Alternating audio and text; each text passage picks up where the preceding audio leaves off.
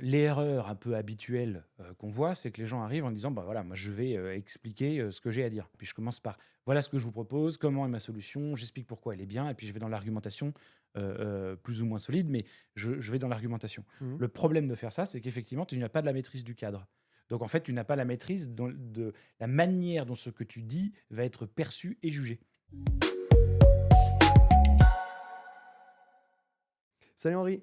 Salut Axel. Écoute, on est là pour un nouvel épisode du coup, de Convaincre mode d'emploi. Là, on va s'intéresser à un mécanisme de psychologie du jugement qui est du coup le cadrage cognitif ou Ouais. framing effect. Bon alors déjà naïvement, qu'est-ce que c'est quoi? Bah, même on va revenir juste avant, c'est la psychologie du jugement. Ouais, Qu'est-ce que c'est? C'est très simple, hein, c'est comment va se former, va se stabiliser et puis va se valider un jugement dans l'esprit des gens. OK. Et le framing effect, c'est un des effets les plus documentés, on va dire, en psychologie du jugement, qui consiste à dire que chaque personne va analyser un sujet selon le prisme d'un cadre mental qu'il se fait. Il y a une étude qui est très connue qui s'appelle le problème de la maladie asiatique, Ouais, où on a posé une question à des gens.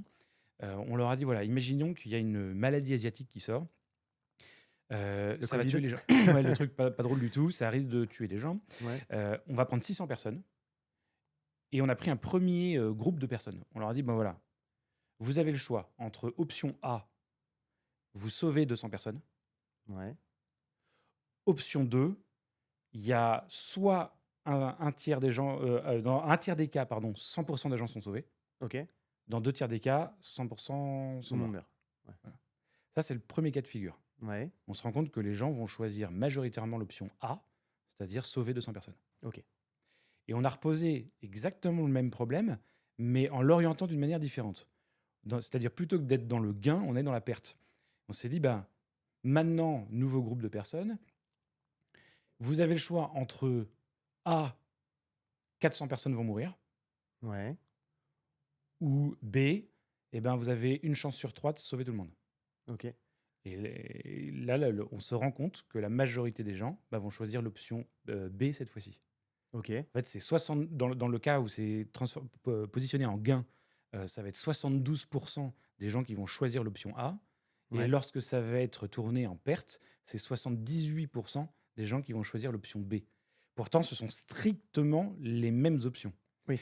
En fait, qu'est-ce que ça veut dire? Ça veut dire que notre cerveau n'analyse pas un fait tel qu'il est de manière objective.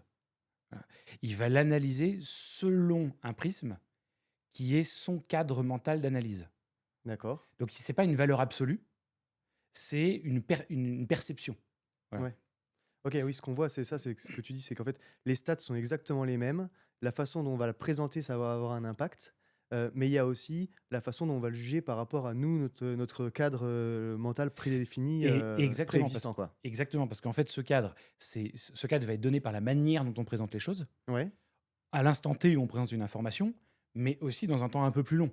C'est-à-dire que si une information arrive en fin d'analyse, mais qu'au début d'une analyse, on avait cadré les choses, alors cette information va être vue par le prisme de ce cadre. OK, Voilà. Donc, ce qui veut dire qu'en présentation, celui qui maîtrise le cadre, bah, il maîtrise le jugement. Et OK. ça a un impact énorme pour nous. Il faut bien comprendre ça, c'est que si on ne maîtrise pas le cadre, en fait, la personne va analyser ce qu'on dit selon son propre cadre. Et on pourra avoir les meilleurs arguments du monde avec une logique infaillible. C'est en valeur absolue, c'est rigoureux. Ouais, Mais pour la personne qui nous écoute, parce que son cadre d'analyse n'est pas concordant, ouais, alors ce qu'on va raconter, en fait, va être illogique par rapport à lui. En fait. ouais. Donc il ne peut pas comprendre, ou en tout cas, il ne peut pas accepter ce que l'on dit. Son prisme va être biaisé. On voit bien là dans l'étude que je te citais sur la maladie asiatique, Ouais. on a des résultats diamétralement opposés Ouais, pour un même fait et avec un groupe de personnes uniformes. ouais, c'est le truc, j'allais dire, un peu, classique du quotidien qu'on voit tous, tu un repas de famille, tu à l'apéro avec les bretzels et tout, tu déroules tes arguments, tu as l'impression que c'est logique, tu te dis: «Mais attends, C'est ça ça. plus ça plus ça, du coup, normalement, on arrive là» et puis, en fait, bon, bah, on s'est déjà tous pris la tête là-dessus parce qu'en fait, tu te heurtes à un mur, tu as l'impression de te heurter à un mur. Bah oui. C'est qu'en fait, de base, on n'a pas le même cadre de réflexion et donc même avec les mêmes arguments, on ne peut pas arriver à la même conclusion, quoi. Exactement, ça s'appelle la project theory. Ouais, C'est-à-dire qu'on n'analyse pas en valeur absolue, mais selon une perspective. d'accord. Voilà. Et c'est cette perspective qui va influencer le jugement. Du coup, ce que tu me disais, c'est qu'en fait, dans l'exercice de la présentation, heu, l'enjeu, ça va être effectivement de maîtriser ce cadre-là, donc de bien définir le cadre de départ, essayer de repartir en fait d'un cadre commun, enfin de déconstruire un petit peu les préjugés. Comment Mais, ça s'applique du coup et mais concrètement? oui, ça veut dire que en fait, l'erreur un peu habituelle qu'on voit, c'est que les gens arrivent en disant, bah voilà, moi je vais expliquer ce que j'ai à dire. En Mmh. fait, j'ai des choses à donner. Je viens pour donner ce que je veux dire. Ça, c'est la présentation un peu standard. Puis je commence par voilà ce que je vous propose, comment est ma solution, j'explique pourquoi elle est bien, et puis je vais dans l'argumentation plus ou moins solide, mais je vais dans l'argumentation. Mmh. Le problème de faire ça, c'est qu'effectivement, tu n'as pas de la maîtrise du cadre. Donc en fait, tu n'as pas la maîtrise de la manière dont ce que tu dis va être perçu et jugé. D'accord, Donc en fait, tu ne maîtrises rien. Tu passes à côté de l'exercice d'une presse dont le but c'est de réussir à convaincre.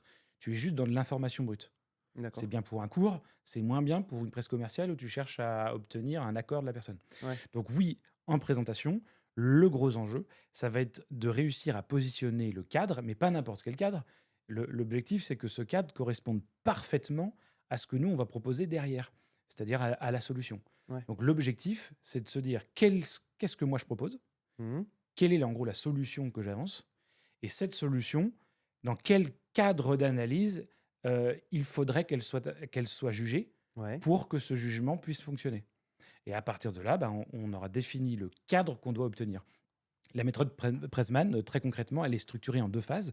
Il y a une phase neutre au départ qui ne Mmh. sert qu'à ça, où on ne va absolument pas parler de la solution, on ne va pas rentrer dans des objections possibles, OK. on va rester très très neutre, on va rester très factuel pour progressivement modifier la perception du cadre et venir installer ce cadre départ qui derrière sera parfaitement concordant avec la solution. C'est un des points qu'on verra, la concordance centrale dans la méthode Pressman, mais je pense qu'on aura un épisode exprès pour ça. Ouais, autre épisode, autre sujet, mais effectivement, ouais, donc c'est ce que tu dis. Première étape, revenir à ce cadre de base, et donc en fait, enfin, repartir sur un cadre d'analyse commun, c'est l'enjeu du début de la présentation, en fait. C'est l'enjeu du début, puis en fait, c'est même l'enjeu presque fondamental d'une présentation. C'est-à-dire que si on ne le fait pas, ça peut pas marcher. Dans une presse telle que nous, on les conçoit, cette phase neutre, elle peut Mmh. prendre 20, 30, 40% du temps de présentation. D'accord. Donc ça peut paraître énorme, et en fait, c'est vital. On a certains clients parfois qui nous disent: «Mais non, mais attendez, là, vous réexpliquez un peu les choses à des gens qui sont censés les connaître. Mmh. On perd du temps. Moi, je veux passer à ce que moi Ouais, je je rentre dans le propose». vif du sujet, quoi. Voilà, Mmh. ça arrive fréquemment. Sauf qu'en fait, bah, c'est une erreur. C'est-à-dire que si jamais on va trop vite et qu'on veut aller tout de suite à notre solution, on perd le contrôle de la persuasion. On n'est plus que dans l'information. OK. Voilà, et c'est pas le but d'une presse. Ouais. OK. Et mais c'est parce que c'est vrai qu'au final, heu, quand on démarre, on ne sait pas forcément, enfin, on peut analyser un petit peu le persona, on va dire Ouais. normalement, de à qui tu vas t'adresser. Mais ce cadre-là, dans leur cadre propre, leur propre cadre de réflexion, on ne le maîtrise pas forcément non plus. On ne le connaît pas, Et là, entièrement. on peut pas connaître exactement le cadre de la personne qui est en face de nous. On n'est pas dans sa tête. Mmh. Et même s'il nous l'exprime, ça sera jamais exactement comme il l'a en tête. Donc, Ouais. ça, c'est un premier problème. Mais il y a un deuxième problème, c'est que ce que nous, on propose, de toute façon, ne colle pas exactement au cadre qu'elle a en tête. Mmh. Donc, on a deux problèmes. Un, on ne connaît pas son cadre, mais de toute façon, ce que nous, on propose n'y correspond pas. Ouais. Voilà. Donc, on va vite se retrouver dans une situation où on essaye d'imposer ce que l'on propose, on essaye de montrer que ça correspond quand même au cadre que l'on estime que la personne a en Ah, tête. ouais. Donc là, on a un double biais, quoi. Ouais. Et ça marche pas. C'est l'exemple de l'agent immobilier. Il se dit, tiens, ils veulent une salle de bain dans la chambre parentale. Ouais. Moi, j'ai un bien avec une salle de bain juste à côté de la chambre parentale. Je vais leur montrer qu'en fait, regardez, c'est peut-être pas dans la chambre, mais c'est un peu pareil parce que c'est près, c'est sur le palier. Ouais. Donc j'essaie de forcer, d'essayer de montrer que oui, mais quand même, ça marche. Regardez. Ouais. J'essaie de forcer dans un cadre, alors que ça se trouve, en plus, c'était même pas ça exactement le cadre de ma cible. Mmh. Donc là, il y a un double biais complet. C'est le problème des méthodes de storytelling ou des méthodes de logico-déductif type Minto. OK. C'est que ce sont comment dire, des techniques qui permettent de mieux faire passer le message. Le storytelling, ça permet de rendre les choses agréables à écouter. Mmh. Donc on va travailler l'attention.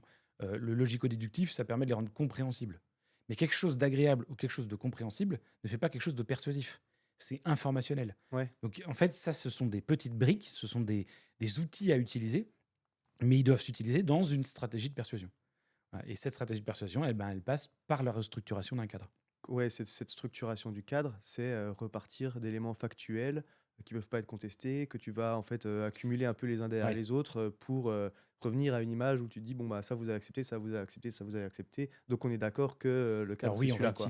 effectivement, on va utiliser plusieurs techniques qu'on développera Ouais. dans d'autres Mmh épisodes, mh. mais de fait, sans rentrer dans le détail aujourd'hui, Mmh. mais oui, on va partir d'éléments parfaitement factuels sur lesquels il ne peut pas y avoir d'objection, et on va progressivement conduire sans créer d'objection, justement, et de manière très neutre, sans faire d'affirmation non prouvée, sans chercher à faire de pression. On Ouais. verra que dès qu'on cherche à faire une pression sur les gens, ça va créer l'effet de réactance, Mmh mh. qui fait que les gens vont se bloquer et rentrer dans le rôle du juge au lieu d'être dans le simple rôle d'observateur. Ouais. C'est plus dur de convaincre un juge qu'un observateur. Ouais. Donc, on va éviter ça et on va construire progressivement, jalon par jalon, ce nouveau cadre. C'est un peu comme une maison et on va construire brique par brique par brique par brique. Et à la fin, la personne constatera qu'il y a bien une maison. Ouais. Voilà. Et OK. ça, ce sera notre cadre de départ. Ça marche. Bon, écoute, tu m'as teasé, plein de Voilà, prochains épisodes, donc trop cool. Merci déjà pour, ton analyse et tes explications autour je t'en de prie. ce concept-là. Donc on revient, c'est framing effect, Exactement. le principe du cadre cognitif. C'était l'épisode d'aujourd'hui et donc bah, on se retrouve, bientôt pour, nouvel épisode, nouveau concept. Rapidement, merci Henri. Je t'en prie, à bientôt, Axel. Salut. Convaincre mode d'emploi est un podcast produit par Pressman, l'agence PowerPoint de référence en stratégie et design de présentation. Nous transformons vos présentations à enjeu en levier de performance en concevant des stratégies d'adhésion grâce à la puissance de la méthode Pressman et les soutenons avec des designs à fort impact. Présentation commerciale, stratégique, levée de fonds, soutenance d'appels d'offres, quels que soient vos enjeux, nous vous aidons à présenter pour gagner. Rendez-vous sur pressman.fr.